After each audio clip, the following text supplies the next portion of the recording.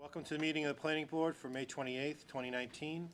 Before we get started, I just want to acknowledge that the town had a loss of Martha Swindell earlier this week, and our hearts go out to her family, and a great loss to the town. She was very involved in the town. I'll speak up then. And also, you'll notice that Mr. Henry is here today in place of David Fields. He wonderfully had an addition to his family today. Indigo Fields was born today. And I know that both the baby and mother are doing well, and I hope that they're not watching, but if they are, hello, they should be watching the baby instead of us. So let's move on. Luckily, we got Erin here. She's not quite as cute as Indigo. We missed out on the pictures, but we're going to take a couple things out of order. We have a continued public hearing for 197 Newbury Street that is going to continue to June 11th. With an action date to June 14th. I'm looking for a motion to continue this 197 Newbury Street first. So moved. Second. All those in favor? Aye. Opposed? Next, I'm going to move on to item 3 quickly for public hearings. Should I open it first? Or just move? Continue. Open it before we can continue it. Yeah. Sorry, let me pull up. I'm just going to read the public hearing, and then we're going to continue it without any board conversation. Sorry. It's all right.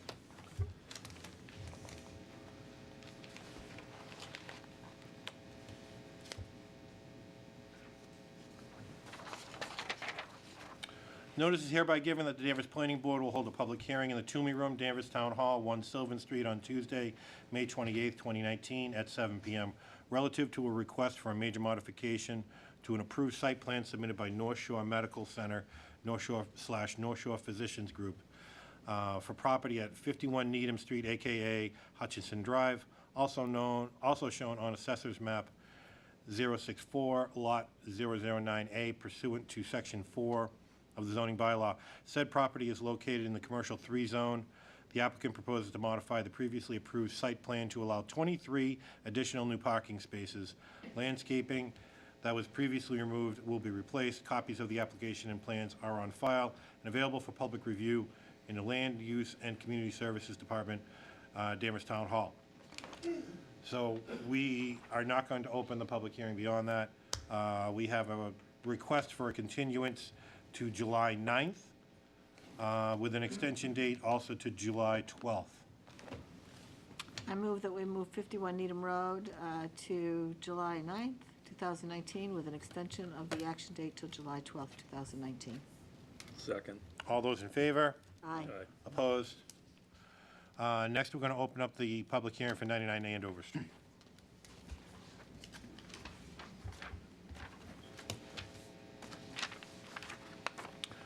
Notice is hereby given that the Danvers Planning Board will hold a public hearing in the Toomey Room, Danvers Town Hall, 1 Sylvan Street on Tuesday, May 28th, 2019 at 7 p.m. relative to a request for a major modification to an approved site plan submitted by Group 1 Automotive, Inc.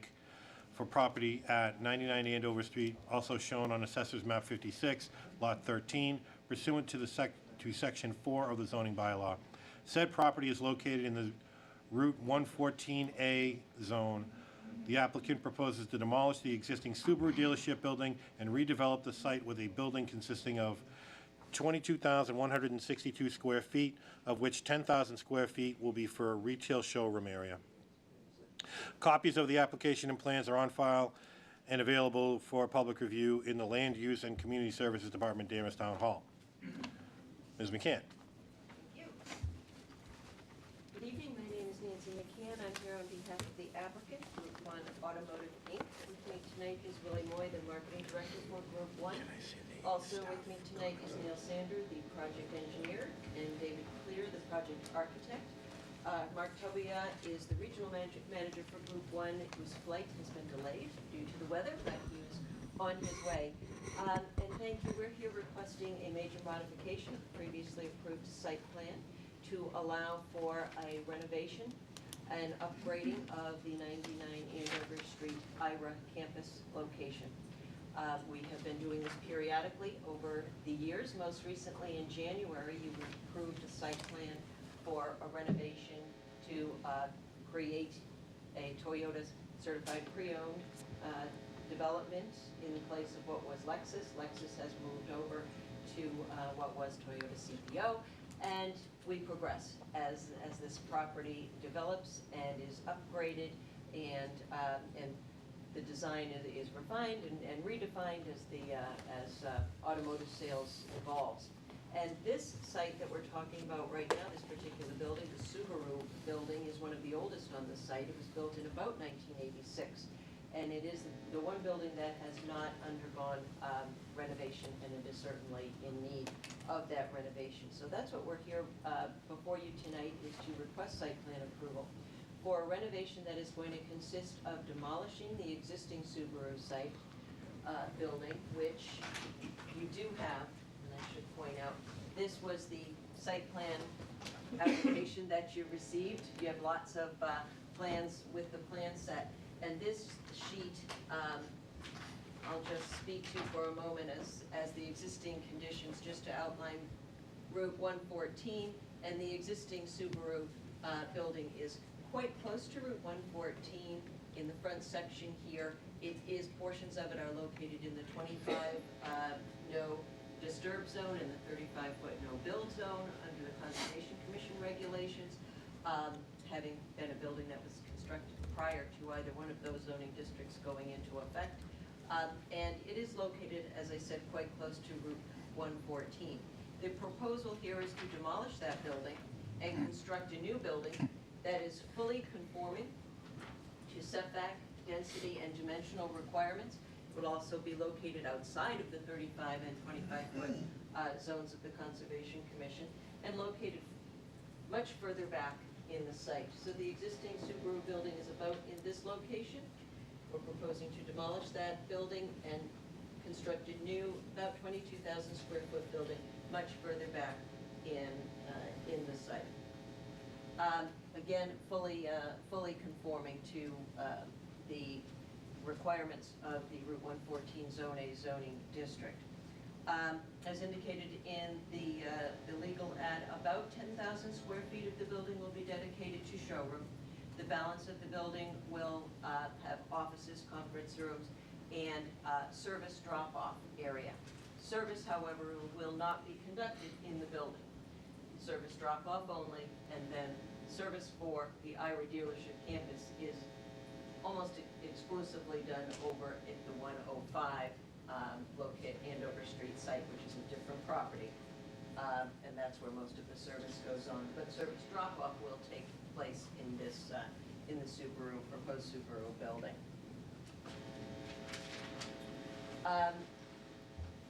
Before I turn this over to Neil to go through the details of the site plan, you will recall a number of years ago, I think it was 2010, we appeared before you to consolidate these parcels. It had been 4 parcels together over the years, and we closed a number of the curb cuts and created one full service, full movement signalized intersection here that accesses the Ira dealership campus, and only one other curb cut located here, which is an entrance-only curb cut. And as far as this proposal is concerned and what's before you tonight, there are no changes proposed to those curb cuts. And this was really a dramatic improvement that we made to the site some years ago, and it has really improved the circulation. This movement of the Subaru dealership back further into the site, as Neil will point out to you, further improves the internal traffic circulation. But as far as curb cuts are concerned, there are no changes. There are no changes to any of the buildings on the site. We're really simply taking the Subaru building that's located here and moving it back here. Obviously, a new upgraded facility, upgraded facade that's going to enhance the entire site. There will be a slight decrease in impervious surface associated with this because of the work we're doing with the Conservation Commission. And that application is pending before the Conservation Commission now. We have a very detailed landscaping sheet that Neil will go over with you as far as part of the package, but well over 200 new trees being proposed and about 1,500 new plantings also being proposed as part of this project. One thing we did that I'll just point out, prior to filing this application, we met with the fire department and with the planning staff and discussed fire accessibility throughout the entire site. And I don't ever recall doing this on any other project, but once Neil had a general layout of this project done and the site generally, we actually submitted that concept plan to Captain Brooks, and he marked on it where he wanted fire lanes for the entire site, and those have been incorporated into this plan. So it not only dealt with the Subaru building, but with the entire site, so that fire lanes are well marked and well located as Captain Brooks wanted to see them on this site. And I think that is it. As far as a general overview, this is major modification site plan, being major because we do have a new building proposed. So I think with that, I'll turn it over to Neil so that you can get into the plan with me.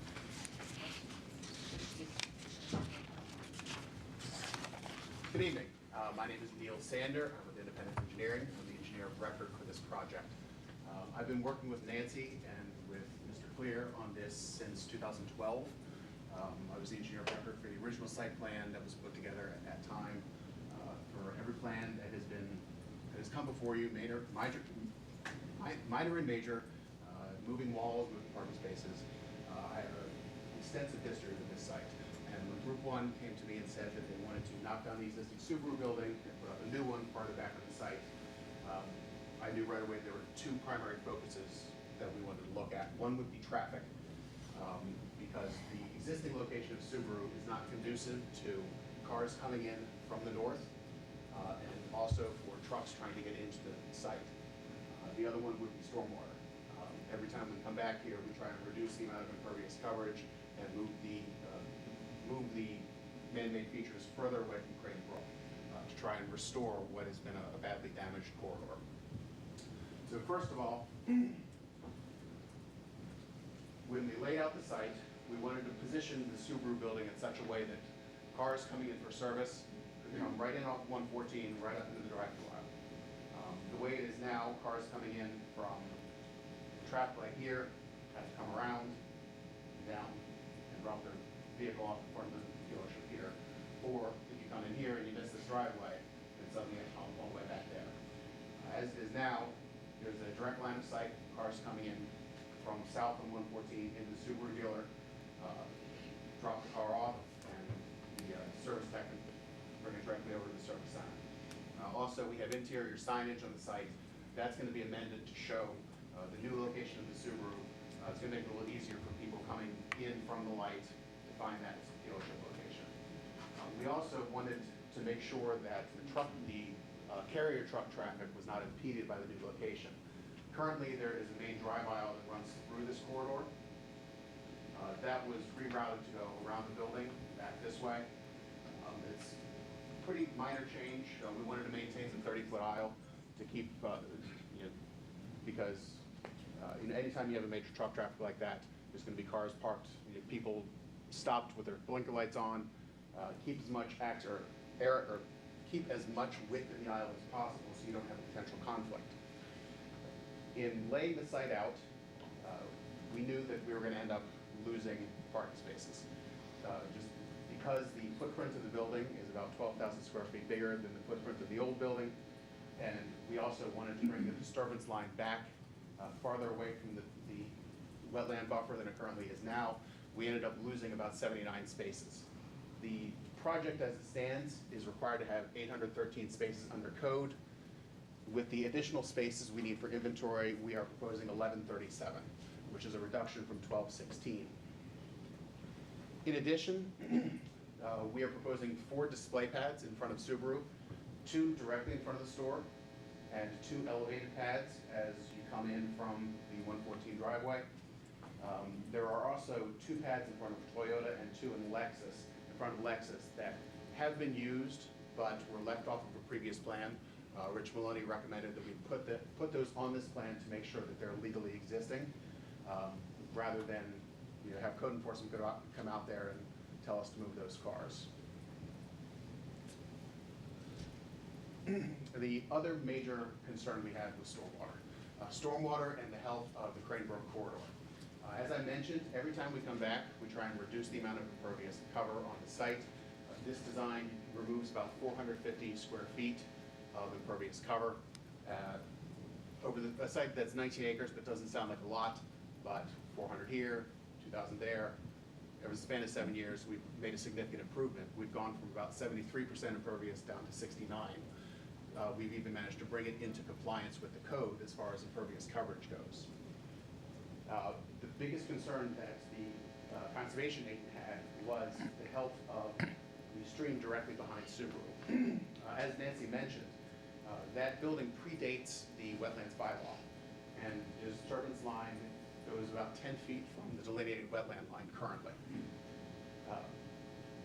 There's also 3 direct discharges from the paved area adjacent to Subaru into Cranebrook. That's direct discharge. There's no volume management, there's no quality management, there's no peak management. Those are pipes that go directly from the parking lot into the stream. We're proposing to remove all 3 of those. All of the remaining discharge points on site will be treated for water quality. We do have 4 separate mechanical treatment devices that are designed to remove 80% of the TSS. Those are currently in effect. We don't believe there's been any problems with them in the past. Most of them have been on site for 15 years. One is brand new, as in 6 years old. But we are going to be reusing all of those facilities as a part of this design. There's also a wet pond located in front of the Toyota facility along Route 114. Now, by reducing the impervious cover on site, we are de facto reducing the volume of water that's coming off the site into the stream. We're also improving the recharge capability of the site because there's more pervious surface for rainfall to infiltrate into the soil. Now, when we were working through, I say we, I mean I. When I was working through the design, we looked at the reduction in impervious cover as an opportunity to reduce the flow off the site. The conservation agent and the commission asked us to take a deeper look into the stormwater on the site, just to prove that we were reducing the peak rate. The comments that we got back from the neighbors coming out of the Conservation Commission, we saw as an opportunity to really take a look at the corridor. And I've spent the last 3 weeks reworking the design with a focus on reducing the runoff, not at the bottom of the site, but at the channel directly adjacent to Old Salem Village. I'm currently reworking the drainage so that it runs back through the pond, and we're separating the timing of the points of discharge so that we can reduce the flow in all design storms, 210, 2500, in this channel that runs between the site and Old Salem Village. I know the neighbors have expressed serious concern about some of the water levels during extreme storms. Obviously, we have the same concern. We don't want to lose cars, we don't want to lose property, and we don't want to be bad neighbors. So that is the focus of our stormwater design. As I mentioned, I'm still working through that. I spoke to Erin today. I told her I would have final numbers probably early next week on that subject. As far as utilities go, we are reusing mostly existing connections. The site already has water, sewer, electric, gas, communications. There is currently a pump station located right here that is going to have to be relocated. It just happens to be in a bad place for the necessities of the building. There's also an electrical vault that we're working with Danvers Electric to relocate. This is a primary feed that we think we might be able to reroute to get a secondary feed, so we don't need the full conduit running back from the transformer in front of the current Subaru back to the old Porsche building. As far as lighting and landscaping goes, we're predominantly keeping what's out there. Nancy mentioned that we were increasing the landscaping. I think she misspoke. I did? We're not adding 200 trees. We're adding about 15 trees. We're adding 200 shrubs. That's a big difference, yes. I did a total count. We're adding 200 shrubs. Nope. Yes, and the 1,500 number is actually perennials. So it's perennials and grasses that are going to be planted around the area of disturbance. As far as the landscaping adjacent to Crane Brook, where the old Subaru building is, we are proposing to plant that with a wildlife seed mix to help restore that area to the natural condition of the stream corridor. So there's not going to be any lawn to cut, there's not going to be any new trees or shrubs along that area. When we first got the site plan approved back in 2012, we had done some additional plantings along the old Salem Village boundary with the intention of improving the screening for that community from the site. Given that we essentially screen everything we can screen in that corner, we're not proposing any additional plantings there. Also, there are a couple of BMPs that would be inhibited in their functionality if we were to plant trees along the parking lot here. There's a bioswale and a filter strip that are currently being used for water quality. Lighting is going to be performed by relocating existing fixtures on site. I believe we're adding a couple, but they're the same GE LED, downward facing, fully cut off, fully shielded parking lot lights. We are proposing, I believe, 8 wall packs that are also fully cut off. So there's no side glare from these fixtures. They shine directly in. I believe that's all I have on the engineering. I'd like to turn this over to Mr. David Clear, the architect. All right.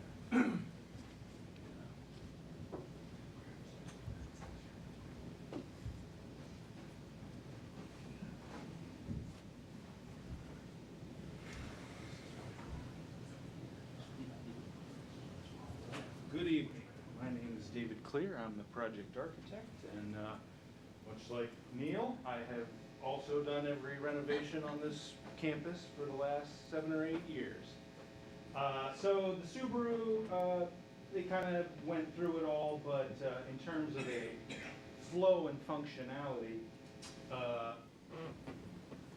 customers needing service are driving straight into the building right here. The drop-off is this side box right here.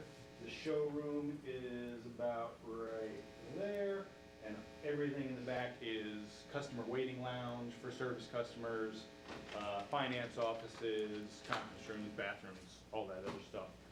As Ms. McCann said, no service going on in this building at all, everything taken over to the 105 building.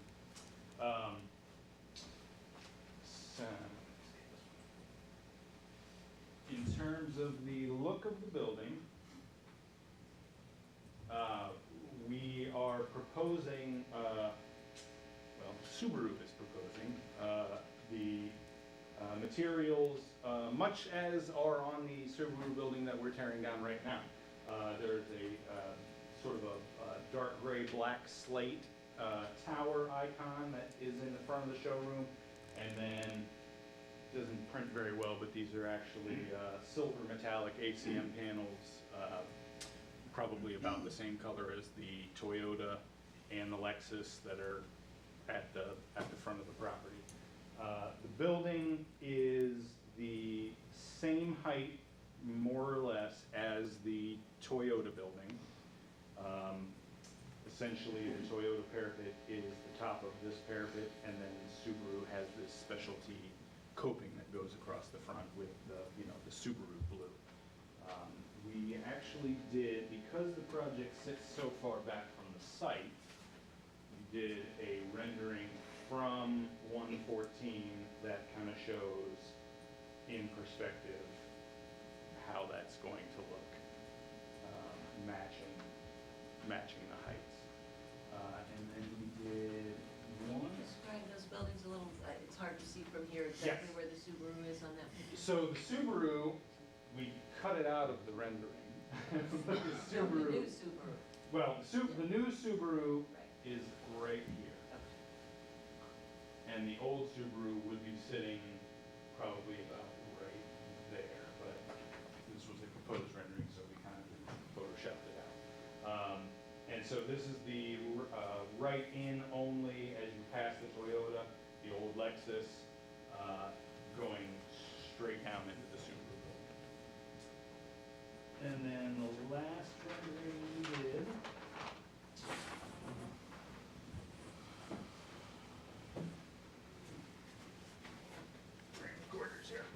was the and thank you, sir.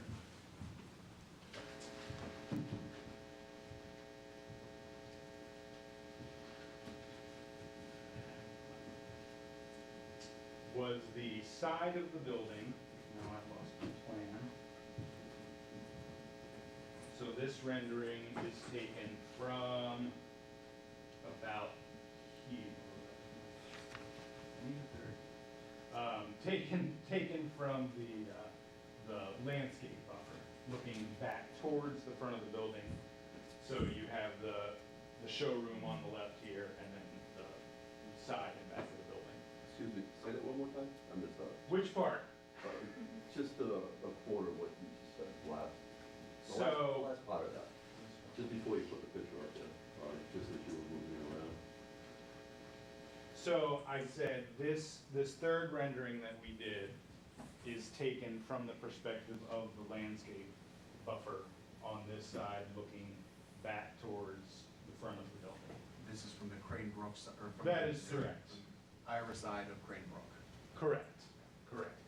And so you're looking at the side of the showroom, which is here, and then back to the back. These overhead doors are new vehicle delivery, where when you buy a Subaru, that's where you're presented with the car, drive out of the building, go home. So we've maintained the same height of the building all the way around.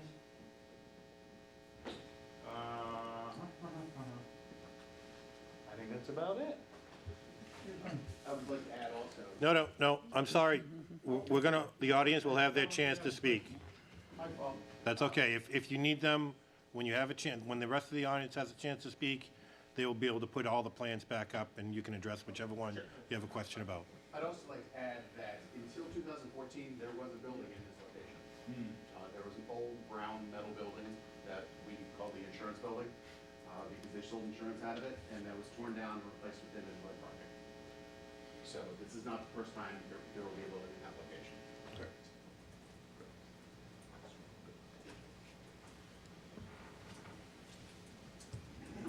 All set? I think that is about it. I think everything else has been covered and detailed in the application and the submission. We do meet all of the requirements for site plan approval. And you have some comments from the engineering department, which we are in the process of addressing. I believe you have a favorable recommendation from planning staff. And again, as I said, we did meet with and incorporate comments from Captain Brooks from the fire department before the plan set was even submitted. And we'd be happy to answer any questions. If I could piggyback on that last. Go right thing. ahead. Captain Brooks also asked us to put an additional new fire hydrant in front of the old Lexus building, near the access, just so it was better accessible from fire trucks in that location. Okay. Before I bring it up to the board, I know that there's some procedural questions going on about whether or not there might be the possibility of a special permit, but that does not hinder anything we're doing with the major modification. Before the audience gets a chance to speak, though, I'm going to bring it out to the board. We'll start with John, if you have any questions regarding the major modification. Yeah, just a few questions. Can you comment, one of the things there was that you're requesting that a traffic impact study not be done because there's gonna be less volume. Can you give us a sense of, and I understand, more automobiles get purchased or due diligence is done through the internet, but what do you expect the impact to be?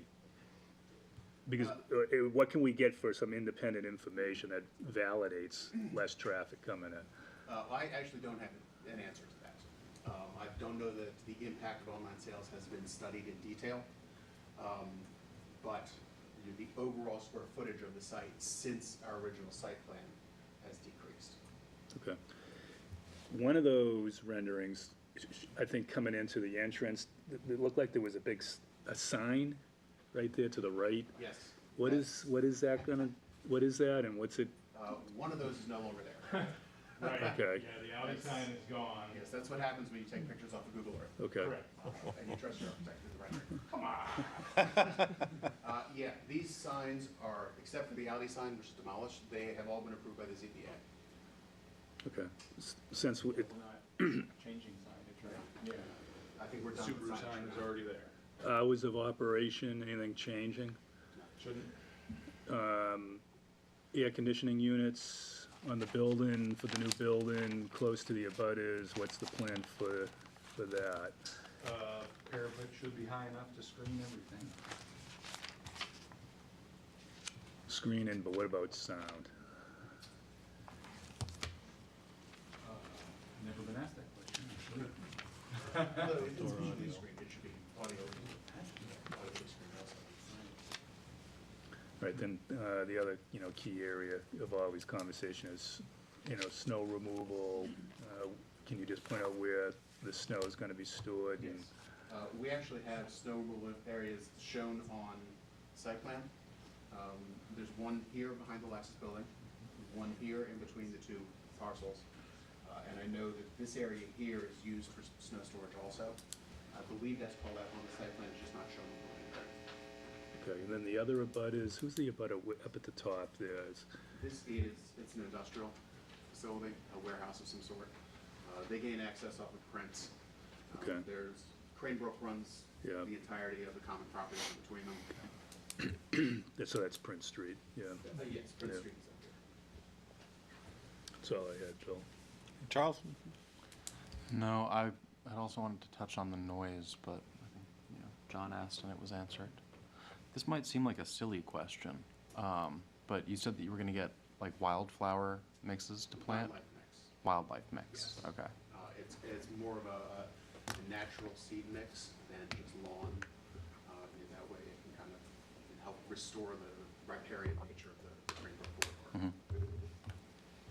Okay, well, I'm just thinking, I remember a couple years ago, in part of their like Save the Bees campaign, Cheerios started sending out packets of seeds. And since they were operating nationally, it turned out that on a regional level, there were a lot of invasive species included. Yeah, so, What I can say about that is that we've been to the Conservation Commission a number of times over the 7 years, and since the beginning, there's always been an invasive species removal component to the NOIs.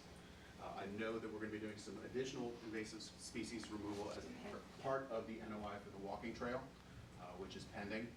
There's going to be some additional native landscaping in this area, and we're going to be removing some non-native soil, as well as some invasive species in that area. okay. I'm done. Nathaniel? Well, I wondered when I came in here why there were so many people here until you pointed out at the top of that map that that was Old Salem Village. So I assume that everyone that's here is concerned because their homes will be abutting a new building and all that comes along with it. Without knowing, I'm just guessing. Friends and well-wishers. So I mean, I have, if I lived there, my concerns would be noise, lighting, and all that goes along with a business being so close to, say, a backyard or a patio or a, balcony that I might want to enjoy some quiet time. And so my concerns, I think, are all related to that, such as, I know John mentioned air conditioning units. What about backup power generators? Not planned for. Nothing on site for that. None of the buildings have backup generators. I know that one comment was in regard to noise buffer. I don't know that site buffer equals noise buffer, especially where you have open area and paved surfaces that don't really absorb things like that. But I'm not an engineer either, just from life experience. So that would be a concern of mine if I lived there. Outdoor PA systems, speakers, music, announcements. Those have actually been forbidden on the site plan since the original approval in 2012. And this came up at the Conservation Commission. I know that recently there was an outdoor security system installed. that would announce, that people were being watched if they were on site, that's been disabled. And nothing is being broadcast during the business hours of any site, no announcements or anything like that. In this age of everybody having a cell phone, there's no need. What about delivery trucks? Are they gonna be dropping off now in a location closer to that building? And in what hours would that be, if that's true? Well, the delivery truck circulation route is directed to go around, but we can control that they don't deliver back here. Willie, correct me if I'm wrong, but most of your deliveries occur right there, here, right? Yeah, they'll be running along the roadway. There's a big opening, there's a Chuck's handicap turn. So they have to come down the main roadway, Yeah. and there is a drop-off area that we'll be utilizing for them to drop off all vehicles. And they'll move them around a lot once they drop them there, but that's where they park their trucks. So no, in other words, no change to where the trucks come in? They won't be able to. I don't know what hours they come, if they come all night long or just at certain hours. Mostly during the daytime. Once in a while, you might have a late night delivery of the trucks coming, but it's far away from anything that's even close to the residential areas. And as far as noise screening goes, having this building here will actually improve any noise from interior of the site. What about the lighting? And I know that rendering down below has high utility lights. Are those there now? Yeah, those are all. Actually, these are the old lights. Again, These are, pulling off Google yeah, Earth. these are the incandescent lights, the halogens that used to be out on site. Those were all replaced with LEDs within the last couple of years, which are significantly less energy consuming. They're also much smaller, and as I said, they're fully cut off, and fully shielded. So fully cut off means there won't be any side glare coming from the fixture itself, and fully shielded means there's no up glare in the sky. What about refraction off of the pavement down below? I mean, I know it's black and it supposedly absorbs light, but it really doesn't in 100%. Look, and I think the biggest concern would be when it rains, in that sense. You're not gonna have a big problem when it's dry with reflection coming off the ground. But this area here, there are no lights here currently. This is a BMP and a snow storage area. We're not proposing to add any. On this side of the building, there are a couple of lights at this corner that are proposed to remain. This would be the corner closest to Old Salem Village. The lights that are there are proposed to remain there. There are two wall pack lights on that This is side the of the lighting building. plan. This is the No lighting other plan, right? freestanding lights are proposed there. And are those lights, any new lights that are coming on, are they on all night long? Usually not. That's usually the discretion of the facility operator.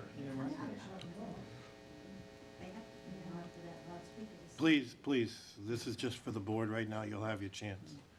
So the new, I'd like to direct that then, the question about the lighting, is there a chance that we could, I'm assuming that you are the manager of the facility, sir? Can you tell us if those lightings are on a timer or anything like that? All the lightings are timers. They can be set. It includes all the lot lights as well, and all the building lights. Okay. They're all on timers. so Okay. they shut off at a certain time, they're not on all night long?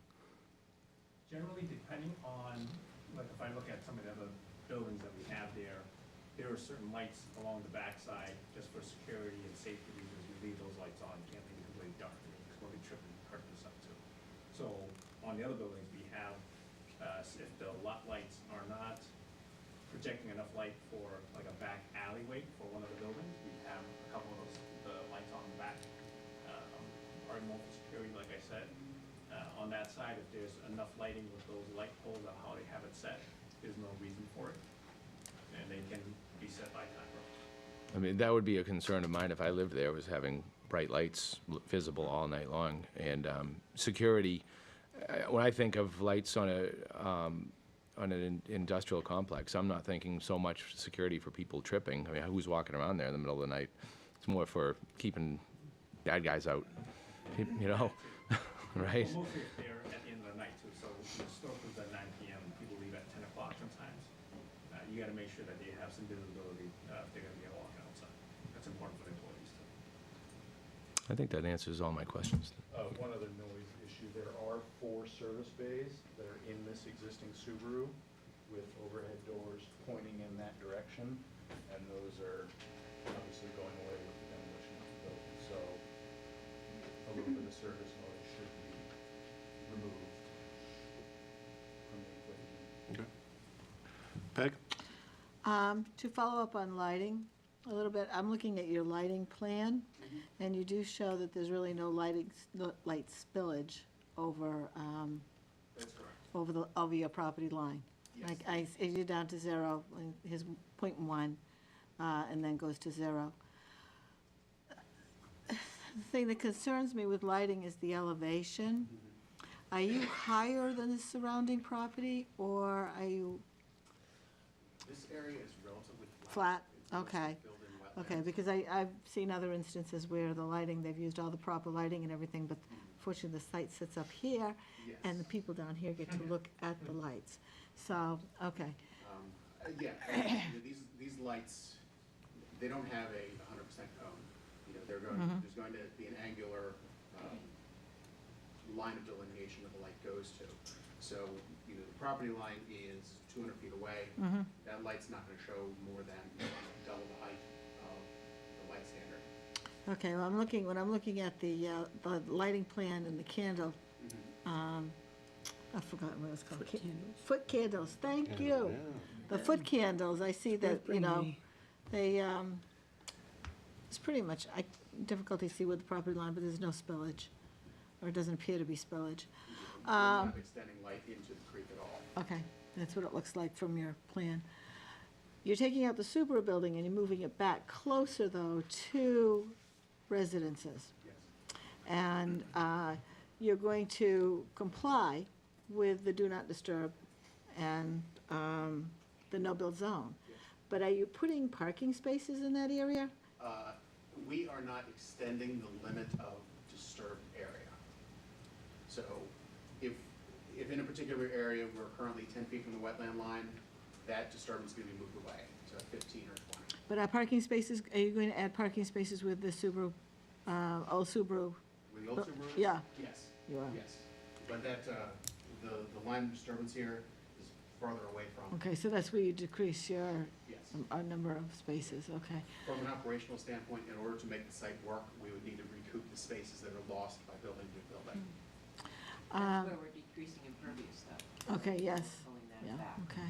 What is the foliage? I mean, right there, it looks pretty lush between Old Salem Village and the building, but what is it? Is it trees, is it conifers, is it It's deciduous? trees. I believe it's deciduous. I'm sure there's 30 people in this room that give you a better answer than I can. Okay, But, I mean, it's not thoroughly opaque. It's not a rainforest. It's basically a riparian corridor, mostly deciduous. And there are trees on both sides of the creek. and unfortunately, you were standing in front of the plan and I couldn't see the additional lights. There's any in back? What's going behind the Subaru place?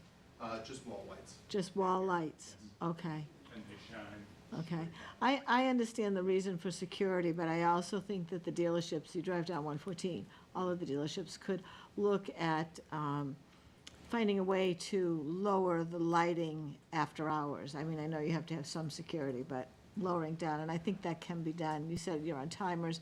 I think someone just has to be held accountable to make sure that it's done. What were my other questions? What's this walking trail you mentioned? The walking trail was actually approved as an administrative modification in February of this year. Group 1 is looking to create a recreational trail around their campus for their employees to get exercise during lunch. Mostly it's going to consist of a purple stripe painted within the parking areas and the access aisles. But in this green area here, immediately between the old Subaru and the new Subaru, they are going to have about 80 feet of grass pavers, some granite benches, and some additional landscaping in that area. Okay. I mean, I know you've had overall plans, because I've seen you, obviously, I've been here, you've come in before us. We do have an NOI approved for that. Okay. We did get an administrative. It's private, no one else is gonna walk around the sites, okay, shucks. Okay, let's see. I think, I agree with no outside audio, long-standing, Jim's not here today, but you have to know that Jim brings that up every single time. as well as snow storage. You'll be happy to know that every one of us has brought it up. We're all aware of it, yes, we're all aware of audio. And I was interested in your comments with delivery trucks. So no trucks will be going behind the Subaru building, they'll all be dropping off? They will be. The circulation runs behind Subaru. Drop-offs occur over here. Okay, so they'll just go around to get out. Correct. Do you ever have any overnight trucks, staying overnight, large trucks? No. So they don't have engines running or, okay. That drop-off area that we were pointing out, that was set up years ago when we were combining the site and discussing how 105 and 99 work together. And that area is, a good portion of it is actually on 105, and that was designated through a Board of Appeals decision as the area for the truck trailers to come in and off the Okay, road. it's just that the noise, the truck noise going behind the building, you're closer to Old Salem Village. I do think that any of the noise coming from the site, though, I think that building will help block noise. You just don't have flat land, and it will help block it. I guess that's all for now, Bill. I think I'd like to hear what all these people want to say, so. I have one question I want to bring up, circulation just in general. Consumers that come in that are going to be using the site for repairs and things like that, they drop them off in your little area there, and I'm assuming each one of the Iris sites has its own little drop-off area, and then there's a circulation, and they hand off the keys, and someone from those sites is going to drive it over and then back when it's being serviced, correct? Correct. What's the route that they drive over to? Just, we can deal about this Well, in one. Toyota, this new Lexus service is gonna open in a matter of weeks. So Lexus will come in way back here. Mhm. Toyota comes in and drops off here. And so the exit to that just goes Oh, okay, right to there. okay. Subaru will come in to the drive lane here and then out, and however they choose to get. Okay. The Subaru bays are in the same portion of the building as the Toyota bays. So Right. they will take the same route. So the service bays are set up according to, split into 3 different sections according to the dealership? Yeah, because you have Lexus in this corner, Subaru in this corner, and Toyota in this corner. Okay. No, makes sense. Yeah. No, I like that design. I just wanted to make sure. It seems like it's a better circulation within the site itself by moving the building back and having it set up like that. So, yeah, no, I do like that. Before I open up to the audience, does anyone else from the board have questions? I have, yeah, I How many- do. I'm Oh, sorry, how many service bays in total? I mean, that's an interesting concept. How many are there? In 105, Yeah. because that's a different site. Yeah, So, and in 105? There are 30 Lexus bays, there are 65 Holy Toyota cow. bays, and 15 Subaru bays, 14 Subaru bays, and then there's a body shop in this corner, I'm not exactly sure. We haven't done anything with a body shop ever, So 110. so that's quick math. That's what I mean. good size. It obviously can handle it, yeah. All right, this is a public hearing, so I'm going to open up to the audience. Please, Matt had one. oh, I'm sorry, yeah, I just Go had. ahead, Dana. You had stated, I think, correct me if I'm wrong, that when a delivery truck comes in, they circulate in the back around that new Subaru building, is that correct? Yeah. Why is that? Because currently, the delivery truck will run up this access drive here, and back around. But we wanted to align this drop-off area with the right-hand access, so that customers will have an easier time to find it.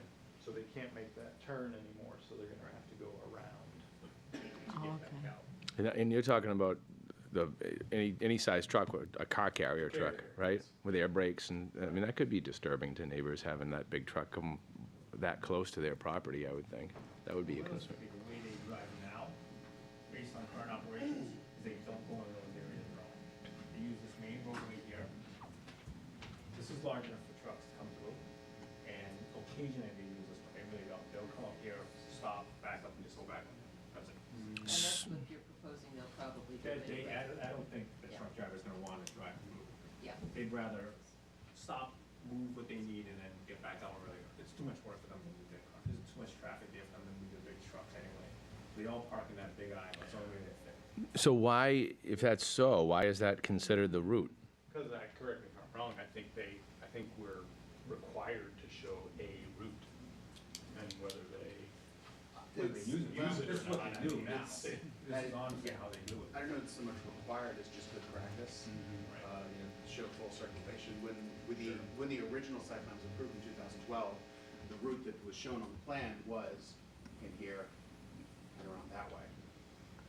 And by cutting off this drive here, we had to change that portion of the route somewhere. So we pushed it out here. Can that be changed? Yes, I mean, so that it doesn't get so close to yes, the residents? yes. I think the staff wants to pipe in on I this one. think, I'm not sure it's a regulation per se. Often fire department might weigh in on something like that just to make sure that there's safe access around the site. But I think in particular, some of those design points come up through the planning board process because we don't generally design a site to have 18-wheelers backing up, reverse alarm going off. But in this particular case, I can understand that what they're doing now is probably the best farthest away spot from the neighbors. So I think we're in a situation where the applicant has to kind of satisfy a theoretical exercise that the fire department wants to see. It really reiterates in our site plan process generally that we're not creating, 3-point turns by design. But obviously, if the applicant, and we hear from abutters and the board, wishes to alter that, I don't think you're gonna run into any obstacles in making that accommodation if that's what the board wishes. I can speak as one board member. Even if they don't use it, I want a one-way Right. forward direction around the site so that the trucks can get through. Not every truck driver is gonna feel comfortable about backing up his rig in different areas. And so being able to pull forward all the way around, even if it's briefly behind the back of the building, I know I feel comfortable with that. I'll let the rest of the board members talk about that if they choose. How far is it from that roadway to the building, Salem Village, Old Salem Village? What's that? If I recall correctly, our side yard setback here was 200 feet. So this roadway is about 60 feet into that. So we're looking at 120 feet from the property line. from, And then Old Salem Village is set back another 50. from their property line, and then another 50, so 200 feet. Realistically, to answer your question about flow, there is another street here, so Chambers is over here, and there's a side road, 2-lane roadway that goes here, so you can get into service. They're either gonna come in here, and come back around, or they come in this side, and come back around. That's what they normally do. That makes sense, For yeah. any of the truck drivers that are either bringing in cars or picking up vehicles, that's kind of their sort of, occasionally there's too many, and they'll get stacked up a little bit, but they're not gonna do turns like 18-wheelers. Right, no. So, that's not happening. Anything else from the board? No?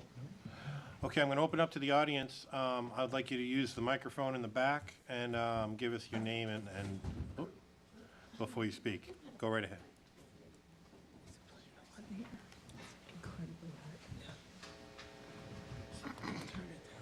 Don't turn it on, turn it down. My name is Nancy Rubin. I live at 142 Village Post Road. This is my neighbor Joanne, who lives at 141.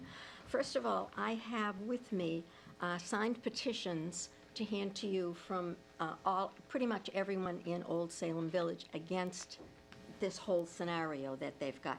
And I also have letters that have been written by many of the residents in there explaining why they are against it and the problems they have with the noise, with the water problems, and many of them have taken the time to do it. So may I hand these to you? You can present them to us. We won't be able to address them today. That's fine. But they'll be put in the packet for future, I for the next meeting. am assuming that you will all read all of these. Believe it or not, we do. Thank you. I've read every letter that we've seen. from I have, every letter, yeah. I think the main objection was the water problem to begin with, which does create flooding, and a lot of these people will get up and attest that their backyards are soaked right now. And it's just a little rain that's coming now. So we're dealing with the water problem. Now I'm hearing this is a little different than the one I heard at the Conservation Committee. Now I'm understanding, and tell me if I'm wrong, we're gonna have big trucks that are gonna be going around all day, or whatever they are, dropping off cars, making the noise. As it stands right now, we hear a tremendous amount of noise, of idling, of the alarms, and this gentleman says that everything is under control. The lights go on, the alarms are going off all night. They're not correct in what he's saying, because we live there, we listen to this all the time. And even though they have had complaints against them and they claim to fix it, it's not fixed. I live down near where this building is going to open on that end of it, and the congestion and the noise and the lights and the people being called and the alarms going off in the middle of the night and the trucks coming in and out, it's very disturbing. Now now the other end of the complex, which is closer to them, has more noise, more of everything that's dealing in their area. So we are totally one set against this whole thing. We're willing to compromise some way, and a compromise to us is planting 200 trees or bushes to give us a very thick area of a buffer. Because right now, the buffer zone is useless. You don't even need the buffer zone. You might as well just back right into the yards. And Joanne, you speak. I'm happy to hear that there's been some discussion over the water issue based on the Conservation Committee.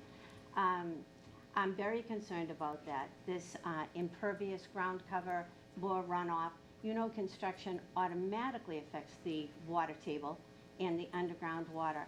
I'm very concerned about the 3 water outlets that you're going to shut off, which I know that sounds really good, but the other night you explained how it's now going to go from a 12-inch output, all those 3, to a 30-inch output.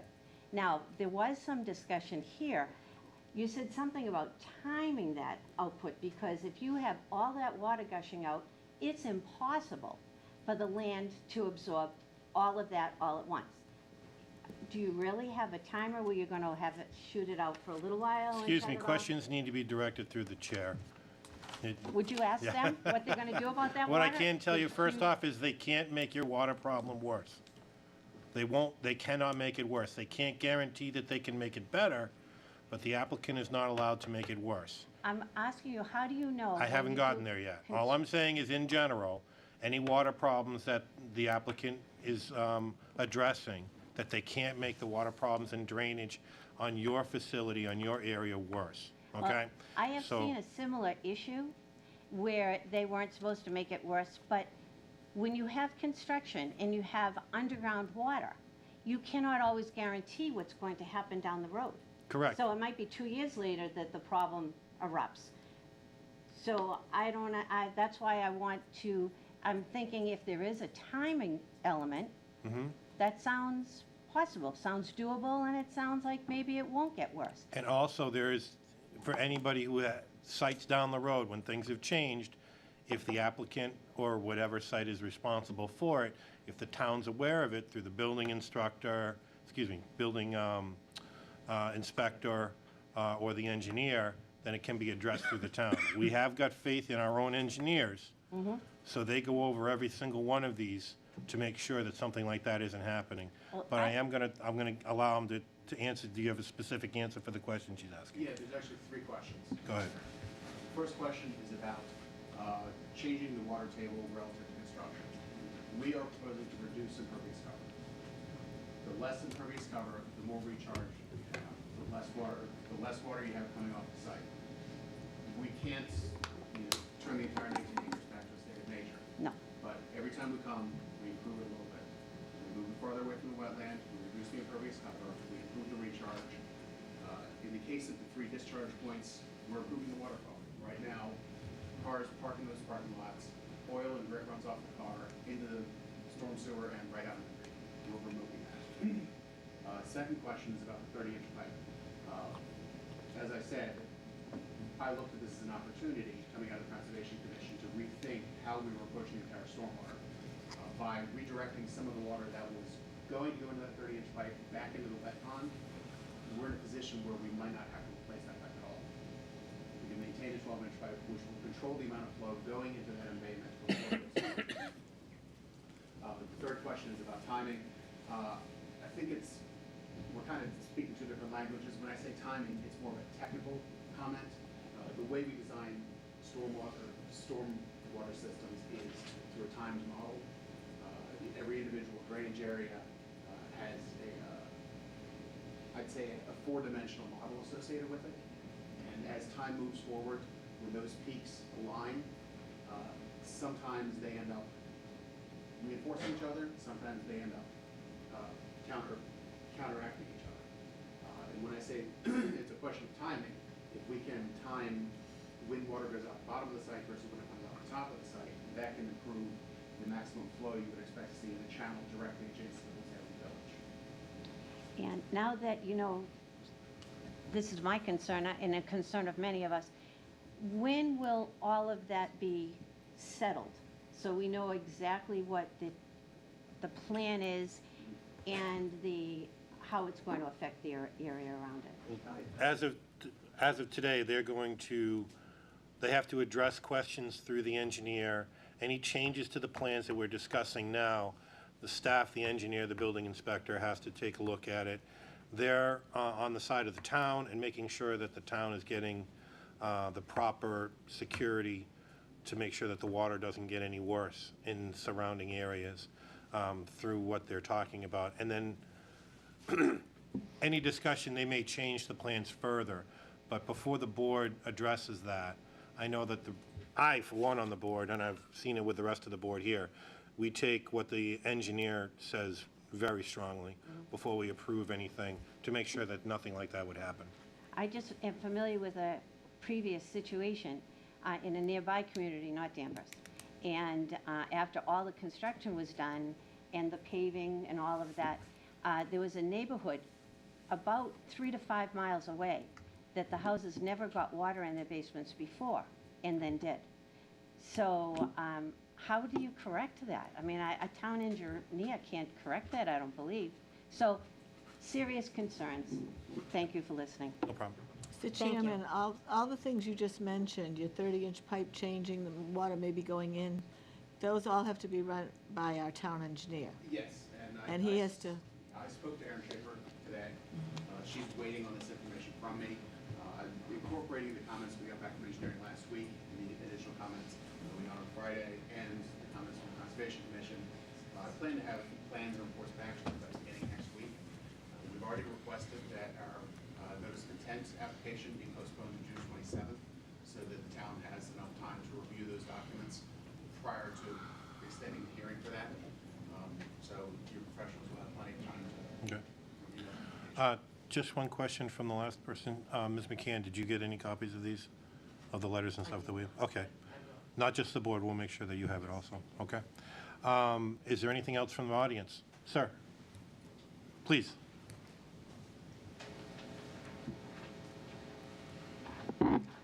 Evening, everyone. My name's Howie Weiner, and I'm at Unit 106, which is exactly the end unit, the closest to the pond. Literally, so I see everything. So it seems recently the loudspeaker just stopped. Was there some kind of a system, the loudspeaker all night, well, not all the time, but it would go off and it would be like a warning. I didn't know what it was, so I went to the police station. So it sounds like it had something to do with IRA. It sounds like it's a security system, is that? Yes. So And in that's been disabled, the speaker of it has? That just happened the last couple of weeks. So in terms of credibility, you know, why IRA didn't know that was troublesome, I'm just being straight with you guys. That was definitely a concern. And this went on for a long, long time. You don't have to, I mean, it's not, I don't know if you answer or what. I'll tell you, before I even got back to my hotel that night, I had already emailed Group 1 and said, by the way, we're doing something that is against the terms of it. Okay, but that went on for a long, long time, like a couple of years, guys. It has been stopped now, and if Yep, it does that's come back, positive. and if it does come back on. Yep. Then the building inspector is the person to talk to, and they'll make sure that they Okay. adhere to the restrictions we put Sounds good. on this plan. Also, because I'm literally the end unit, so I'm the closest, and their alarms are still going off, not as much as they used to, but it still happens quite frequently. Can I ask a quick question Sure. to the applicant? They're talking, are these car alarms, are they building alarms? No, they're car alarms, yeah. Okay, so do each of the individual cars have alarms that go off? Do you, okay. Is it something that it's motion censored? Or, I mean, you have to have a security system available, so. One advantage of, as we talked about, having this building here is that it will screen car alarms that are interior. No, Okay. Guys, Oh, I'm right there, literally, I can look at it all. So if this, I'm the last unit right in the back. Right. So I'm probably 30 feet from the water. So, can I ask a quick question? The current standing of the lot, where the building is going, are there currently cars there that's inventory that will no longer be there when the building is done and will be moved to the other side of the lot? They will be moving up here, Okay, next to this empty vacant lot in the strip center. okay, so they are moving further away, but they're not gonna be gone. Basically, they're just moving to. Right, Okay, yeah, okay, 79 will be gone. I'm a car guy, Yeah, so it's just a hobby of mine. So I know Toyota has lots of used cars right in sort of a couple hundred feet in front of me. So the car alarms that are going on can be used cars, new cars. It's just something, I'm just reporting what I observed. right. And the other, what, go ahead. Toyota has a distinctive car alarm. Every time I hear it, Right, I know that, but I'm talking about what's happening. You know, this isn't, I don't want debates. Right. I want things that are objective and measurable in terms of what the rules are, not where there's an opinion, whether or not the driver feels like doing this, it doesn't feel. I think there has to be structure and predictability. I'm not sure that we can stop alarms from a security standpoint, whether they're cars or buildings, but that might have to be something we'll have to discuss. I'm just with the reporting on what applicant, goes though. on. Yeah. Of course, everyone knows Yeah. you bang into a car, an alarm can go off. Right, No issue with that. The other issue is, I think about maybe 6 or 7 years ago, there were some fir trees that were planted, maybe a half a dozen. I mean, I saw them. They've been growing slowly. up toward the north end of the site here. Yeah, right, on the corner there. Trees grow slow, I'm aware of that. I didn't know why there couldn't be more trees planted. The trees are very good insulators, as we know wood is. And trees that were already semi-mature, I mean, it's not a major investment. I think that would help in lots of areas. okay. So that would be directly in the corner where there's a cul-de-sac at Old Salem Village. Does that make, I know you kind of, Yeah, I understand what Yeah. you're saying. Part of the problem is that these open areas here are actually stormwater features. This is a filter strip where water runs across it or goes into the creek to essentially scrub all the grit out of the water. right? Prior to us developing that there, water was going directly into the creek from the parking lot. It was always an open area that was being used for snow storage. There are Jersey barriers there keeping the snow from getting into the creek itself, but we reuse the area as a stormwater feature. The other area here, adjacent to the Porsche parking lot, is actually a bioswale, which serves the same purpose. Yep, We did add some landscaping along the back side of that, the Old Salem Village side of that, and some additional ones up near the corner. But there may be a little bit of area here where we can add some. well, do you know where that fence is? You familiar with the fence is? Yes. There's a fence. I mean, it's like, look at it, hello fence. That's how close I am. And that's where all the trees would really help if there were more mature trees that were planted. We'll take a look at doing that on the, like, your side of the fence. Yes, On yes, yeah. One side of the fence, we would be doing more harm than good. So we'll see what we can do on that side. Okay, so I'm just, I don't know how much room there is there for. Yeah, you don't want them to interrupt the water flow for extra trees, because any planting. well, I appreciate that. I'm just trying to look at ways that we can Yeah. compromise and work this out, that's all. Yeah, it's, Yeah, we don't necessarily recommend plantings off of their site, but that's something that To be worked out. if you want to be working out between the applicant and yourself, that would have to be separate from so us. who owns, is that just owned by the state where that stream is? Who owns that? Property line roughly follows the center line of the stream. Yeah, the stream is kind of split in half between the two sites. And who owns the stream? Well, you own to the center line. What's that? Salem Village owns to the center line. The center of the water, right? Yeah, Then they, yeah. oh, so it would be the other side, it would be your side. It would be the Right. side of Ira, that's what I'm talking about. Okay, so you're not talking about your side? of No, it. no Okay. way, no, I, This section of the street here, near the south interface between Ira and Old Salem Village is owned entirely by Group One, but the rest of it, it's split half and half.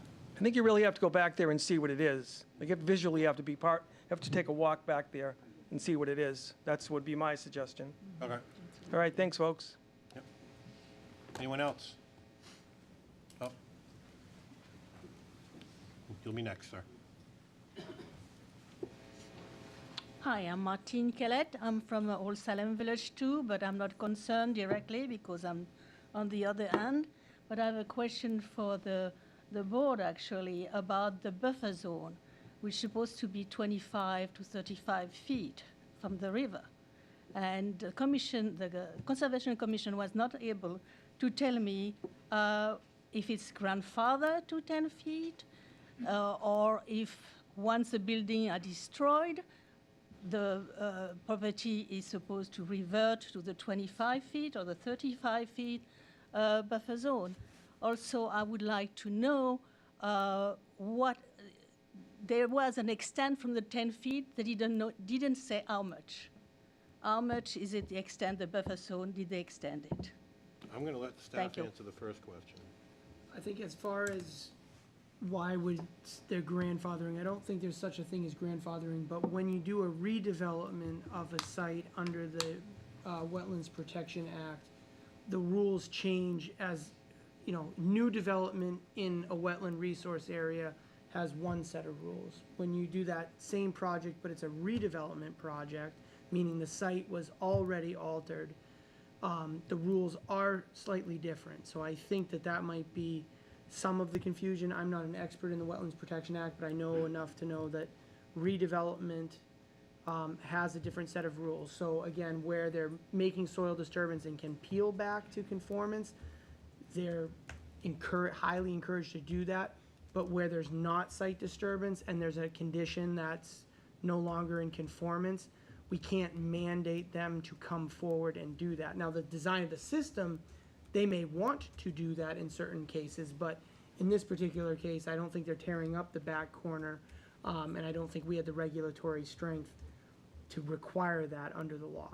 But that's a high-level explanation. I think what was the second question again? So I don't know, they didn't mention what's a buffer zone, the new buffer zone now that you have. Yeah, I think we discussed it, we're increasing it, at its minimum point, it's gonna go from 10 feet to 15 feet. That's it. And also, The quantity of disturbed area within that 25 foot zone is gonna decrease substantially. And I don't have that number with me because it's really not Conservation. jurisdiction of the Yeah, planning yeah. board, it's jurisdiction of the Conservation Commission. Right. So I didn't bring that information with me. There's also, for a point of clarification, if we were to knock that building down, there's still a 5 foot strip of asphalt behind it. So even if we knock the building down and scrape the ground, there's still asphalt at 10 feet. well, can't you just take off the asphalt while you are destroying the building? There's parking requirements associated with it, too. It's a hypothetical, it's not the building that's 10 feet from the wetland, it's the pavement. Yes, I know. So now the pavement is going to stay. Well, everything's being pulled away about 5 feet. But the reality is, if we are to lose a substantial amount of inventory parking to build this new building, we need to get that back somewhere. And that has to go where the old Subaru building was, and we're improving the existing condition of that. So where are the 70 places that you are losing? Where are they on the plan? Where the building is. They're where the new building's going. I think what they're trying to say is that You're losing, okay. they're losing more than they're, But you don't lose anything from the space that are behind the actual building now, the beginning. The actual These building. stay. Yes. These stay. This all remains. Right now, this is all. Down here, yeah. That's where the building is Yeah, right that's where the now. existing building is. Right, so that's fine. Right. Right. We end up with 79 fewer spaces. So how much is that? It's about 15 right arrow's pointing. And I can say at no point is the line of impervious surface getting closer to the wetland line that it currently is. Sir?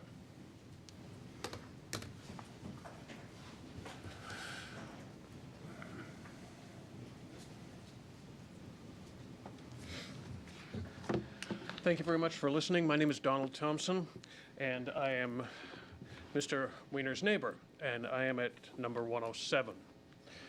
And I'm going to approach the board in just a moment for two purposes.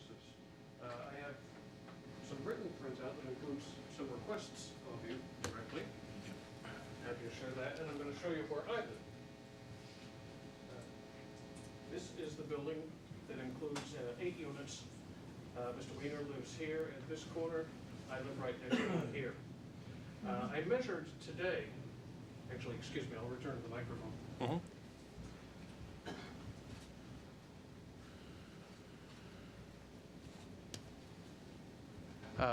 For my own edification and those of the audience and the board, I measured today.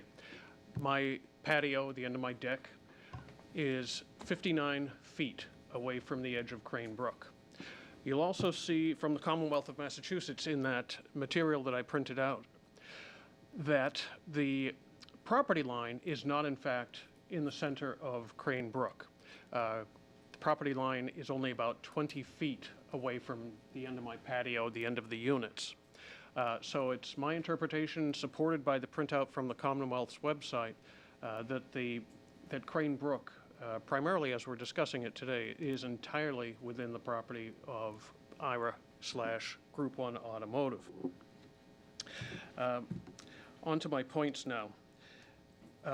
These are not in any particular order, I was just jotting things down. But my primary concern and the reason for my strong opposition to the proposal is centered largely in noise. I'll start with the sound from the heavy trucks. I have to object to the assertion that there is no heavy truck traffic overnight. There is quite a lot, and it occurs pretty much every night.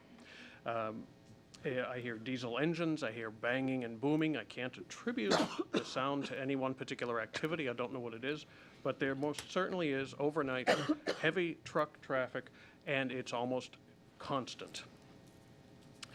Let me introduce an idea to you, if I may, and forgive me for being in advance for being a bit melodramatic, but this is going to illustrate what I live with, and I've lived at Old Salem Village only for 4 years. Imagine what the folks who've lived here for 25 years deal with. The doors open at the Subaru dealership at 9 a.m., according to their website. So now, if you're a salesperson or if you're a service person and you need to grab a car from over near my unit, you take out your key fob and you hit the panic button. That's what's going on with those alarms. So, allow me to give you some facts. I woke up this morning, well, again, I'll be melodramatic if you'll permit.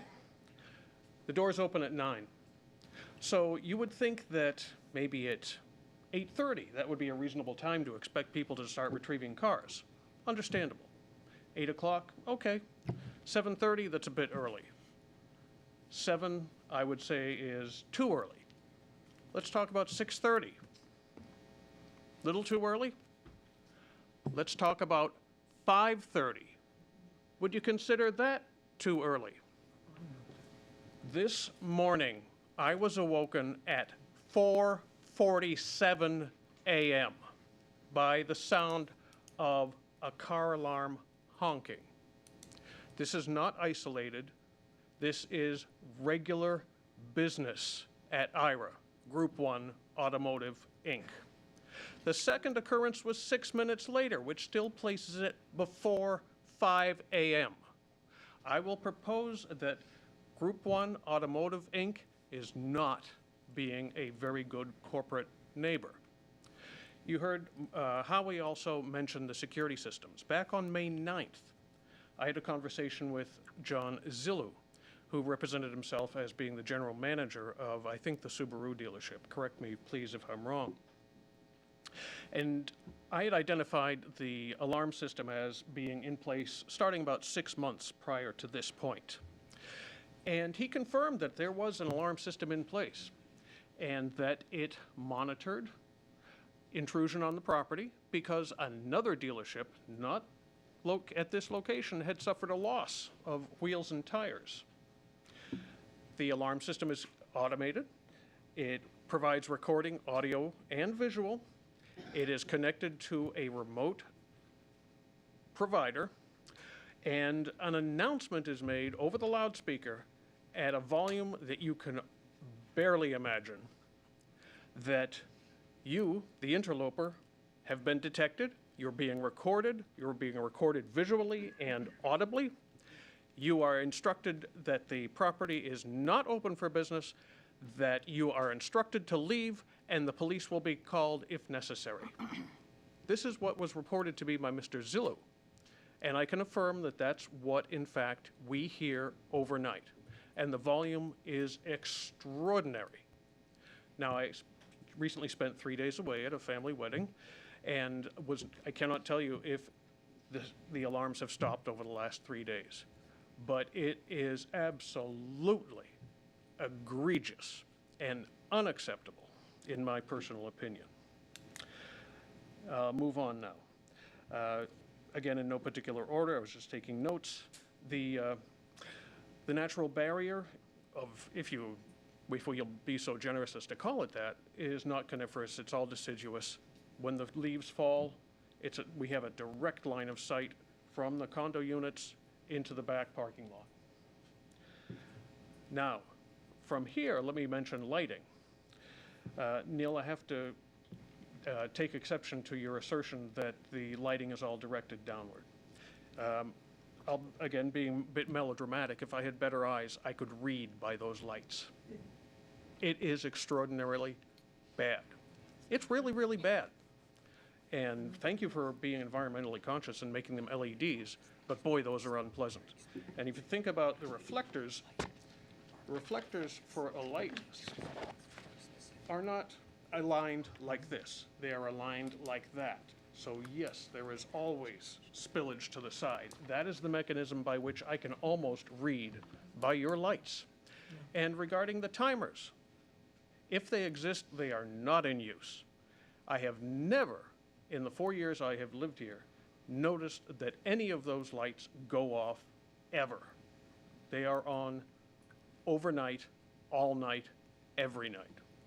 So thank you for saving me on electricity, I suppose, in a small way.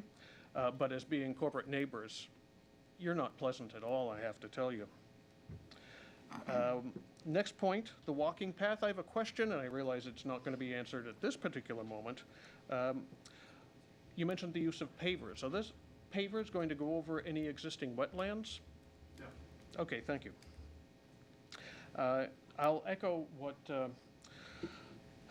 what Ms. Collette noted a few moments ago, too, about environmental issues. It would be my preference, and I realize this is not the purview of the planning board, that any change to the site should require the applicant to bring the entire site within the requirements of the planning board, the wetlands bylaws. And Mr. Henry, you mentioned that that redevelopment is handled differently than development. You have my contact information there. I'd appreciate it very much if you could share the source of that information. I was not able to find that in the wetlands bylaws, but if I am to be corrected, I'd love to have the source. Getting back to the cover I mentioned earlier, if you're making changes, I would request that it be coniferous cover so we have some year-round protection. And my final point, I'm sure everybody here is happy to hear me wind down, is something we haven't talked about yet. It is noise, but tell me about construction noise. In the handout you have there, I did a little quick research on construction noises. There is a lot of activity associated with construction that not only requires hearing protection for those involved in it, but can cause permanent hearing damage. We, the residents of Old Salem Village, are already pretty well inundated by nasty sounds from our neighbor. So a question to the board, and I hope that you can in turn direct that to the applicant. is how, or what plans do you have to mitigate noise from construction? Because I don't look forward to waking up again to the sound of jackhammers at 6:30 in the morning or 4:47 this morning. If you should have any questions for me, I'll be glad to take them. I love talking. I can tell you one thing, that there is restrictions in the bylaws of any construction between, is it 7 and 7? I think it's 7 and 7. 7 to 7? I think that's right. I know it's 7 a.m. I'm not- 7 a.m. is when they can start. I believe it's 7 p.m. they have to stop. Other holiday, other weekend. If it's also- weekend, it's later. Yeah. I don't believe, Sundays and holidays. Sundays there's no construction on Sundays. And if it is on Saturday, I think it's 8. I think it's late AM. 8 I a.m., can, yeah. we can get you that. We can double check that, but I know that we're really close on the timing on that. Okay. And if it does go outside of that when it comes to construction, again, the building instructor is the person to talk about. Even though we do circle the town where we live here, we're not always circling every section of the town, so the building instructor does rely on neighbors and things like that to know about Yep. things And like that. thank you very much for providing the forum, by the way. And collectively, I'm sure we all appreciate the job that you do. Can't imagine anybody thanks you guys very much for what you do. Not really, But no. I certainly will, individually. But paid well, though, right?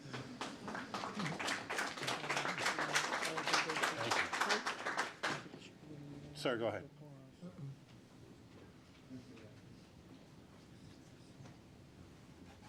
Joel Konitsky, 73 Village Post Road, Danvers. I, like everybody else in the room here, I'm very much concerned with the intrusion of our privacy. And with regard, I'm not going to go over everything that's been said, but with regard to the walking path, I'm sure you're concerned with the welfare of your employees. I fail to see why the walking path should be built on the Old Salem Village side of the buffer zone rather than the Ira They're Group not side. being built on that. They're not being built in that area. Most of the walking area is going to be on the pavement area of their own site. Okay. And there might be a small section that they're going to put a couple of pavers on the grass. Because I can remind you that we have one of the finest walking trails in Danvers just up the road. I use it myself. Good. With regard to the scope of the project, just so everybody is aware, you're moving the existing site of the building from the approximate end of the building, 412 foot back, I believe, to the start of the new building. 412 feet is about the size of a football field, and you're expanding the building, so it's a pretty substantial project. We're relocating it. Right. And, right. I think that one thing that everybody is very much concerned, you said there is some landscaping and shrubbery that you've planted or hope to additionally plant. Doesn't affect us from Old Salem Village, believe me. We need trees as a buffer zone, all right, to establish a barrier so that we can not see you and you cannot see us, all right, and to deaden the sound. But other than that, I have the same concerns that everybody else has. One further thing, with regard to the, and nobody's brought this up, but snow removal in the wintertime. If you plow the snow up along the wetlands of the Crane Brook area, it's got to go someplace. I don't think that it should melt and go into the water supply line. That may not affect your output from the lines and everything, but I think it can contribute additional water flow and flooding into that area. And so it should be a concern that I think that rather than pile it there, pile it elsewhere or remove it. But, They're required to make sure that their snow removal doesn't go into the river itself. Okay. If anything does drain into the river from the site, it's supposed to go through different basins and then be treated before it goes into the site so that it's clean. Anything above 10 feet, the piles, 15, 12? 12, I think, it's 12 feet. 12. Anything above 12 feet on the site for piles is required to be removed by truck. I'm not here in the winter, but I have a water alarm in my basement. That's the only reason I Okay. can tell. Anything else from the audience? Sir, you had your hand up first.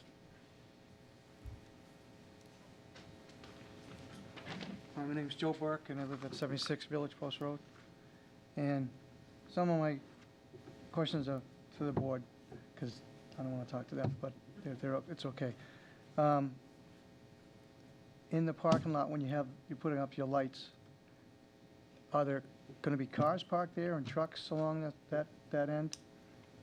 Are you talking about along where the new building is? Well, along the borderline, like in the parking lot area. Where the old building is going to be their inventory. So it's going to be closer to 114. Okay. That's where the cars for their inventory are going to be. With the new building, there's going to be parking behind the building, but it is going to, my understanding, and I'll ask the applicant, is that it's strictly for employees and for people who are doing business that day. Is that accurate? Yes, the parking immediately around the building is for employees and customers. So any inventory that's currently in that spot will no longer be there. That answers my question, thanks. Another thing, it's noise. It's, has there ever been a survey with a decibel meter to figure out what the noise level of the place existing now? I know that in the past we've looked into those things, but we haven't done it in many years. Not specifically for this site. I don't think we've done a noise level here. And I'm not ignoring this side of the board, but Peg and I have been on the board longest, and we've been, We've seen this we've been all. introduced with 114 for many years in Yeah. terms of the different, I don't recall Auto us- North, they call it now, I guess. Auto Mile North, yeah. I don't ever recall noise level being done. The reason I knew a little bit about foot candles I is remember that we talking about did, that, yeah. we did go out with a monitor one time to a dealership and walk around to see where the foot candles went. And I understand, as I mentioned, that's why I asked if the ground was flat, if this was level, because you can have no spillage of light over the line, but if the lamp is higher up on a hill, then you get, I used to live near a place that I could read in my bedroom too, when they put in a industrial building. So I understand what that is. You know, I do think that might be something that needs to be addressed if you get such light over when you're showing on your, and I had your plan up here when we were talking, if you're showing that there is no spillage of light.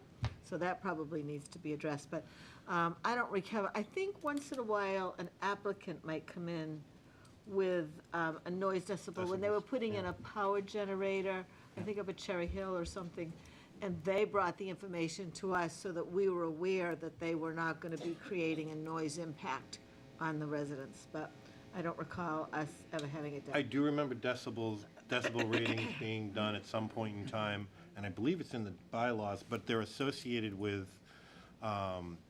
the older air conditioning units that used to be much louder and larger on top of buildings, or maybe fenced in along the side of the building as opposed to on top. Well, they have ones that are on-site or off-site, and they run 24/7, and they collect data and Oh, decibel meters. I can tell you that there are requirements that each site in the entire town should not go above a certain decibel reading. So if that's something that, we may address that at some point in time with this particular site, hearing the complaints from the rest of the neighbors. But it is something that the building inspector would be able to at least look at. And about construction noise, there is a way they can limit a lot of it, is through, they have these blankets, they're like 10 feet tall, they run along a fence, along the perimeter of us. It's expensive, but it's well worth it. 'Cause Okay, thank you. I think there was a young lady behind you had her hand up first. You can be next, sir.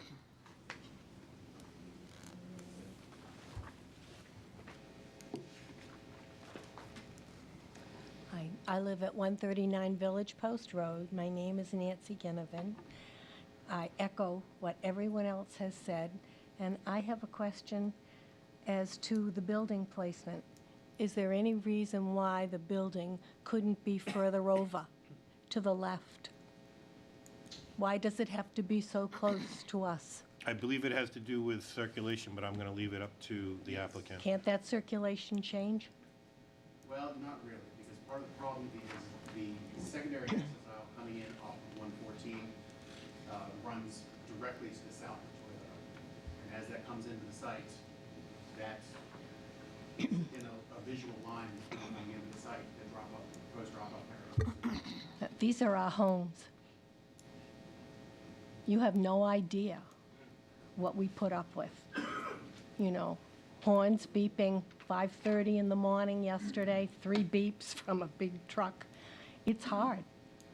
And the only sympathy that I felt, I thought that Nathaniel on the end here asked a lot of questions, as though he might be someone who would be concerned if he lived in Old Salem Village.